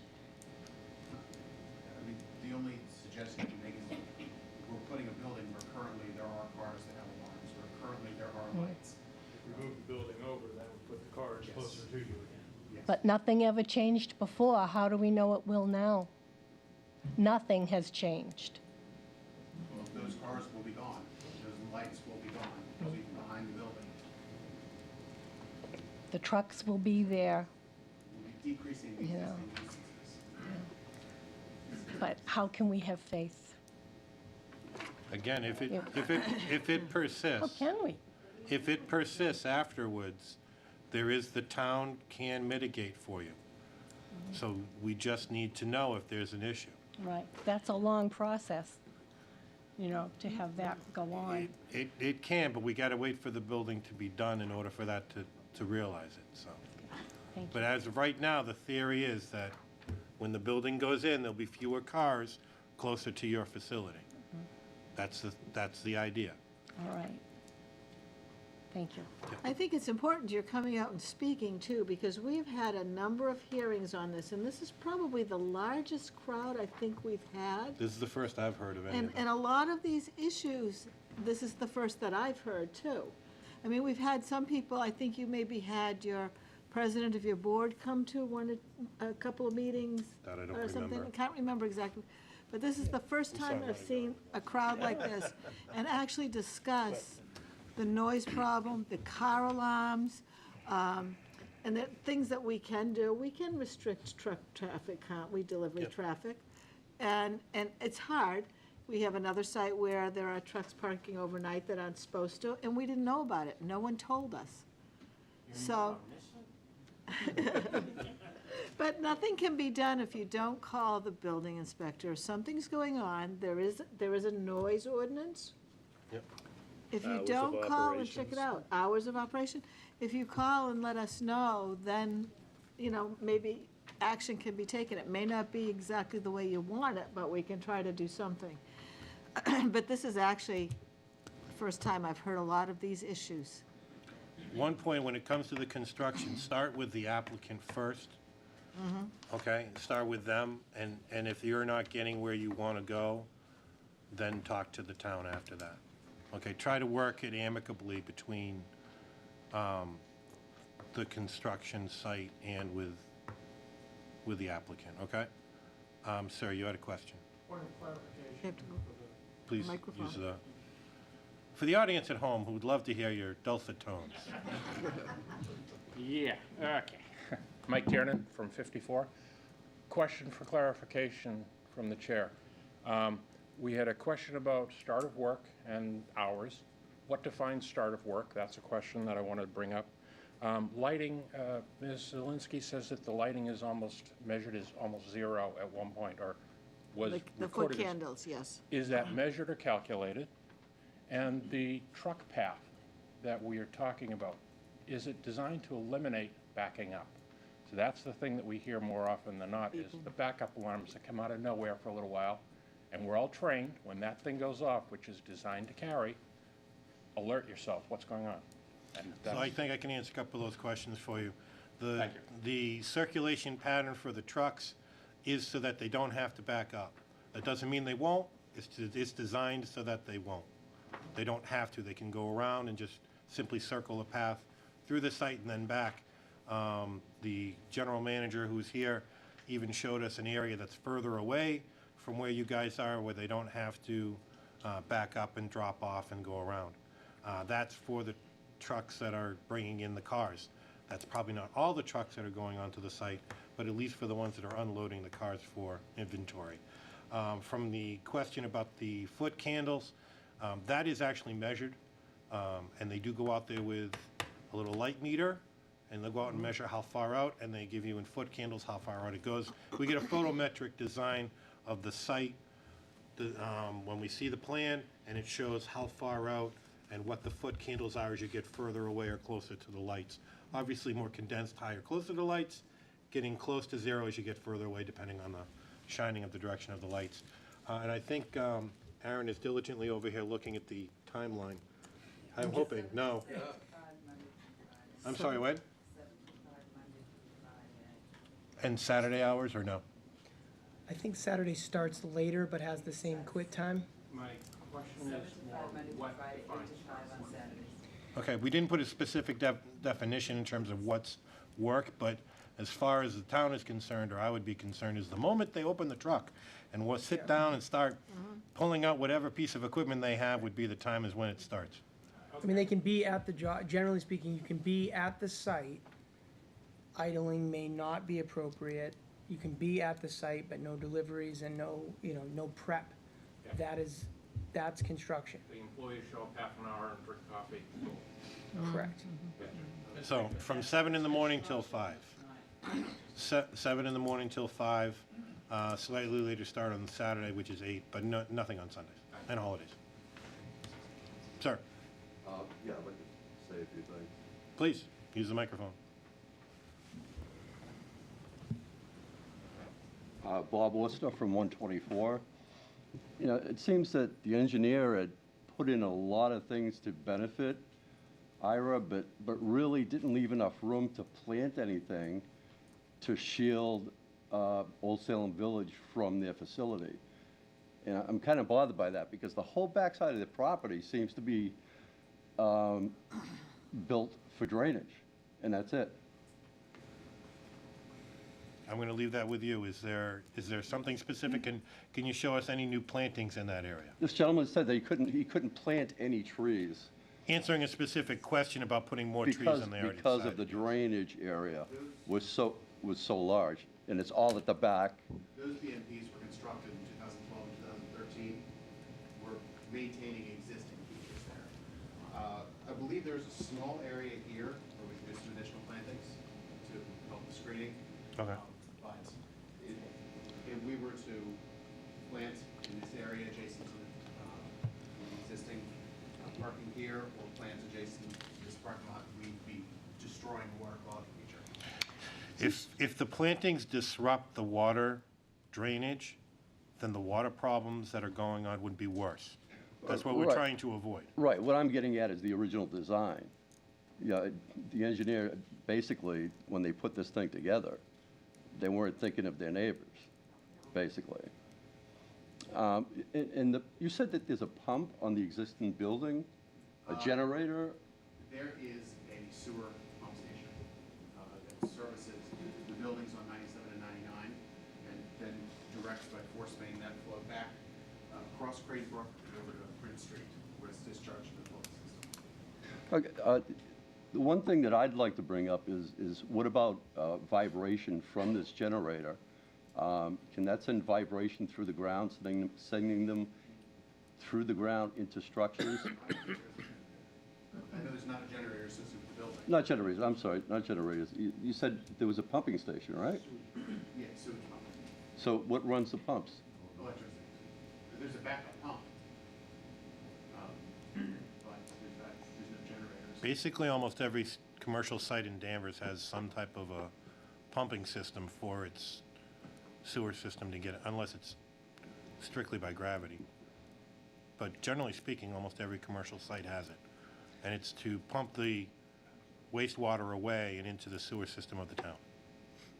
Yeah, it's an existing system that just has to be moved. So you're moving it. Where are you moving it to? We're moving about 50 feet away. Okay. Right there. No. No, it's they're not. taking one that's It's existing and moving it 50 feet yes. away.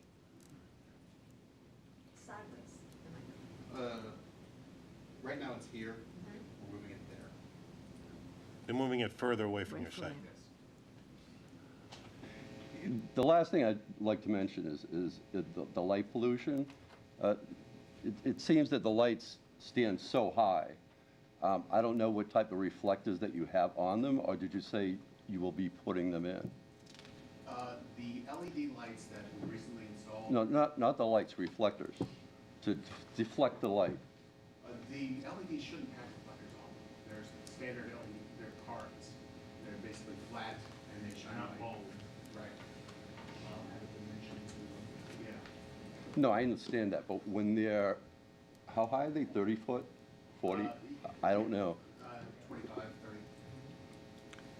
30. And all of us at Old Salem Sir, Village. hold on one second. I was just gonna say, I think, and they're in the plan set, and if you haven't a chance to review them, I mean, there's a photometric plan. So regardless of the height of the pole, there's a requirement that there be 0-foot candles by the time you get to the property line. That's calculated from the specifications that we require for the lighting. That is not the same thing, and we're dealing with that with one of our larger institutions right now. That's not a foot candle measurement on the ground for direct light is not the same thing as ambient lighting that may exist from an entire, site of this size throwing light. So I just want to clarify that. Thank you. What we're doing is making sure there's no direct light shining from this site to yours. And if there is, we have some other applicants who have really enjoyed that process of working back through it. Again, a neighbor let us know of that, and we've been doing that with this large institution in town. So again, we have what they're showing in the plan set complies with the rules. Whether or not the as-built condition on the ground will reflect that, we will monitor that after the construction is complete. But at this moment, we feel comfortable that they've given us a light plan that complies with the town's bylaws. All right, thank you so much. Anyone else from the audience? No, I just want, no, I'm going to give you a chance. I just want to make sure there isn't someone who hasn't already spoken yet. That's why I looked around. This young lady over here, and you'll have the microphone again, I promise.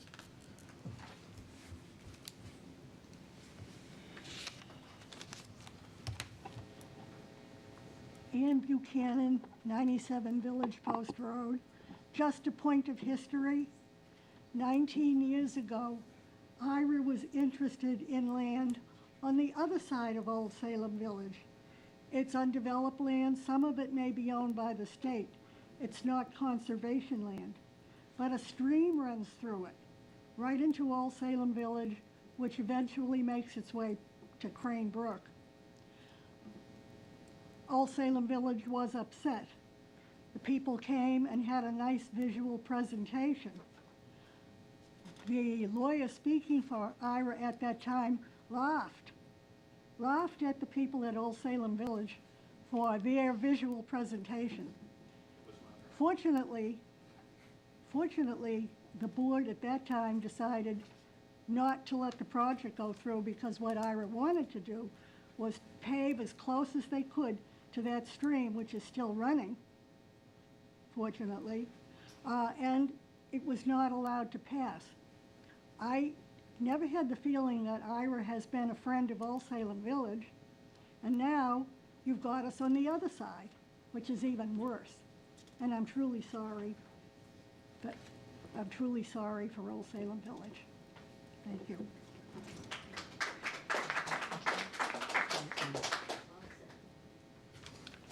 Anyone else from the audience? Sir.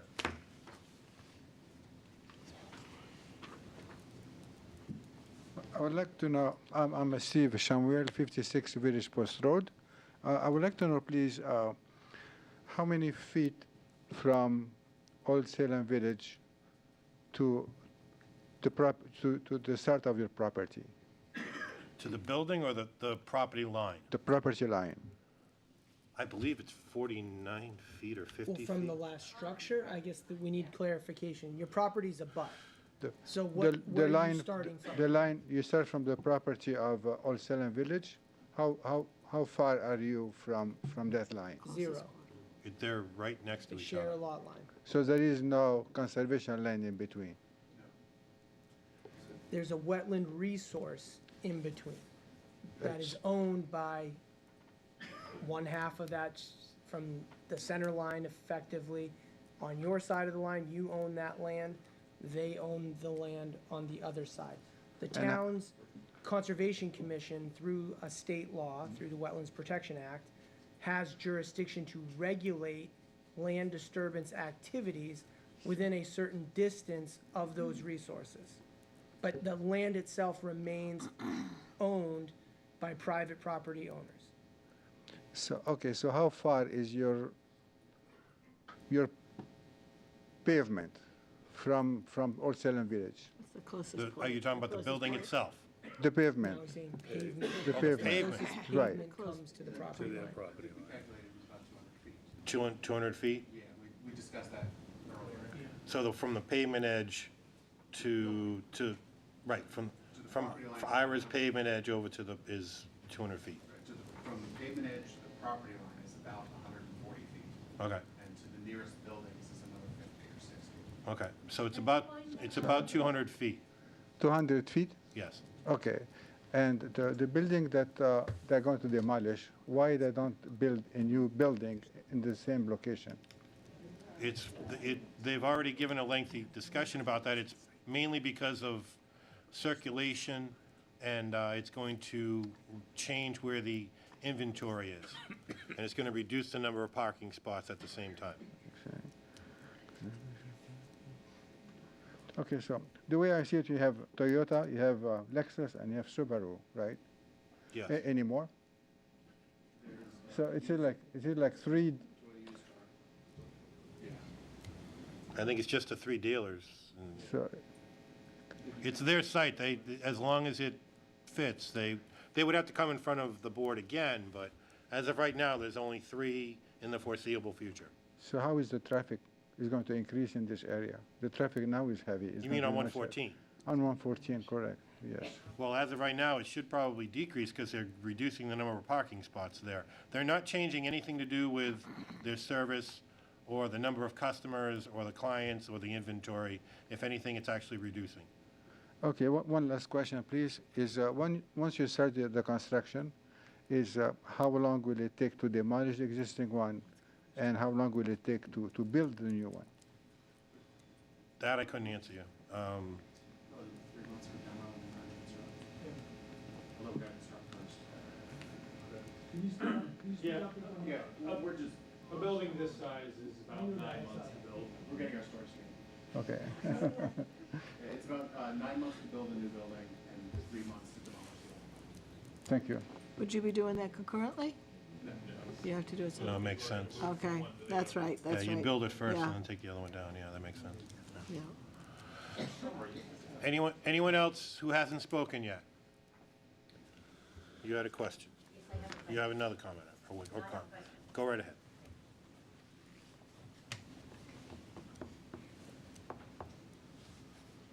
Joanne Walsh, 141 Village Post Road. I just want to make sure I understood you accurately.